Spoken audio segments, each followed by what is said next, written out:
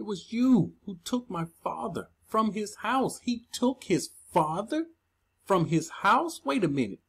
How did the Most High take his father from his house? Did the Most High take his father from his house? How did it happen? You took my father from his house and from his birthplace. The Most High took us that's over here within the borders. He took us from our father's house, from our birthplace, and did bring him to this land. And he did bring us to this land. How did the Most High do this? This is the part our people don't understand. This is the part our people can't make this connection with the scripture, but they're not using wisdom. Very simple.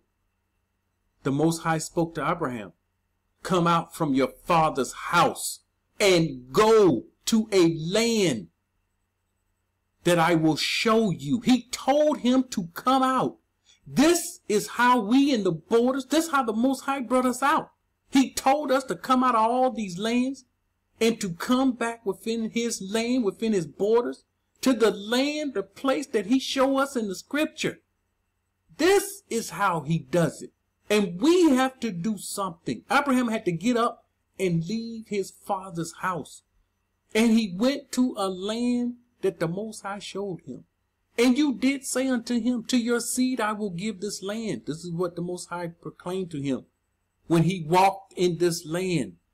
To your seed I give this land.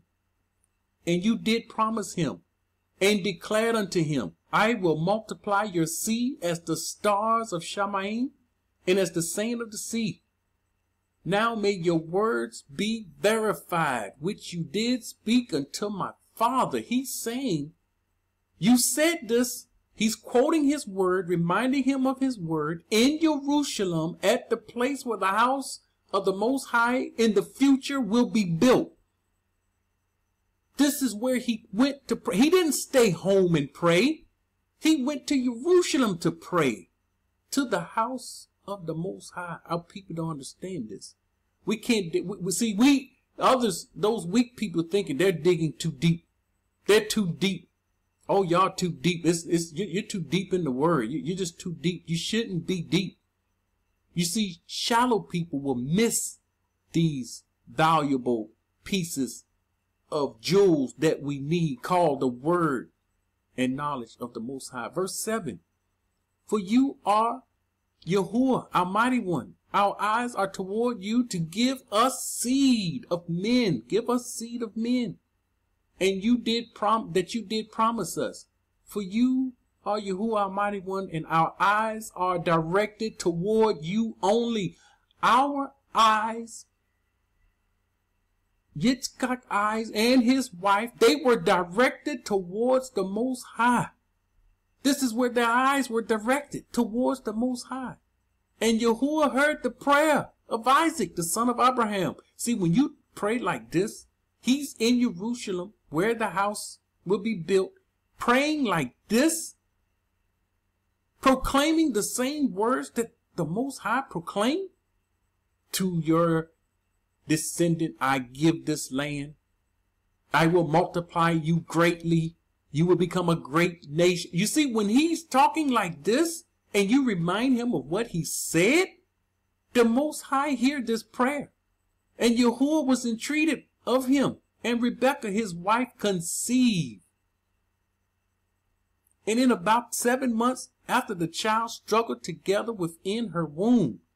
And it pained her greatly, that she wearied on account of them. And she said to all the women who were then in the land, did such things happen to you? She went to the women that was pregnant before, the women that had children before, and wanted to know, is this what pregnancy is like? This is what it's like to be pregnant? She's never been pregnant.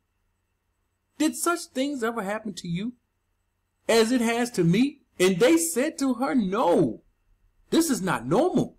What you are experiencing is not normal. Here we go again. And she said to them, why am I alone in this amongst all the women that are upon the earth? Why am I the only one? She has a good seed mixed with a bad seed. And they are struggling in the womb. This is what happens when you mix good seed and bad seed. We struggle. This is why you see in the comment section people come in and go against the word that come from this channel. They're the bad seed. They're struggling with me. They're struggling with you, the righteous seed. There will be a struggle. And this what was happening within her. These two were fighting within the womb. And she went through something. Why am I the only one? The only one upon the earth that this is happening to. And she went to the land, here we go, going back to the land of Moriah. Going back to Jerusalem. She went back to the land of Jerusalem to seek Yahuwah on account of this. And she also went to Shem. Look at this. Sometime when there is no answer, you have to go to another one that's closer to the Most High than you. Shem and Eber, his son, to make inquiries of them in this matter. And that they should seek Yahuwah in this thing concerning her. So she's having them to seek the Most High concerning this.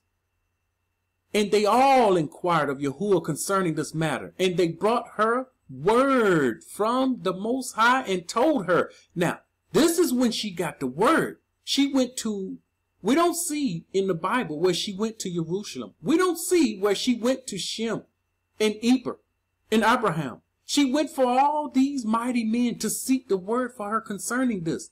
Why is this happening? And this is the word. And they brought word from Yahuwah.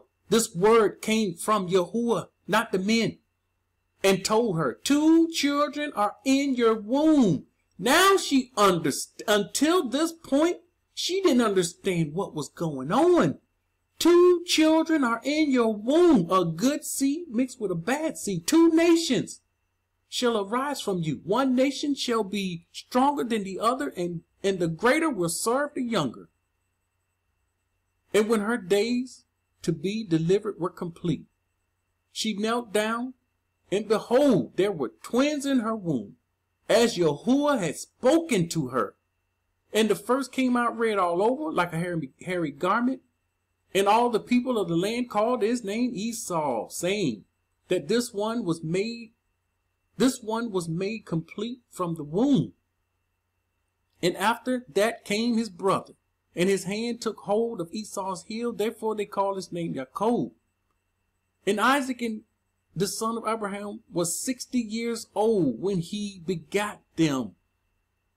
Well up in age. And the boys grew up. The boys grew up to their 15th year, and they came amongst the society of men. Now, here's the difference between the two.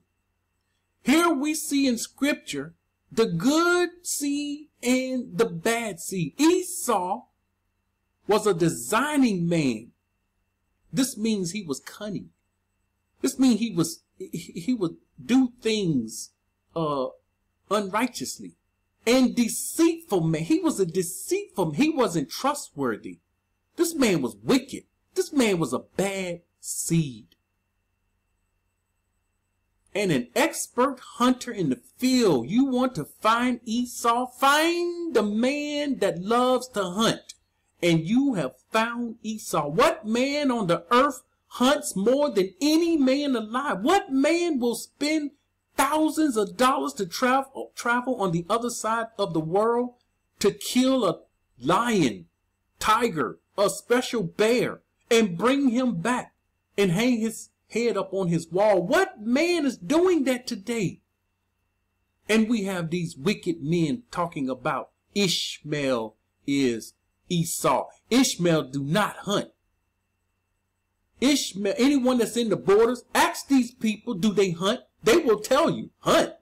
We don't hunt. They do not hunt.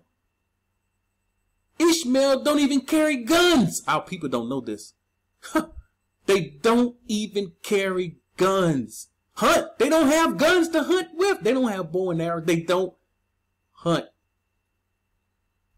Ishmael is not Esau. You have been discovered. Wise people understand this. There's a sick man that called himself a prophet on YouTube, going around spreading this lie because of his handlers. This is another one of those plants just to get people's minds all over the place and not in the scripture.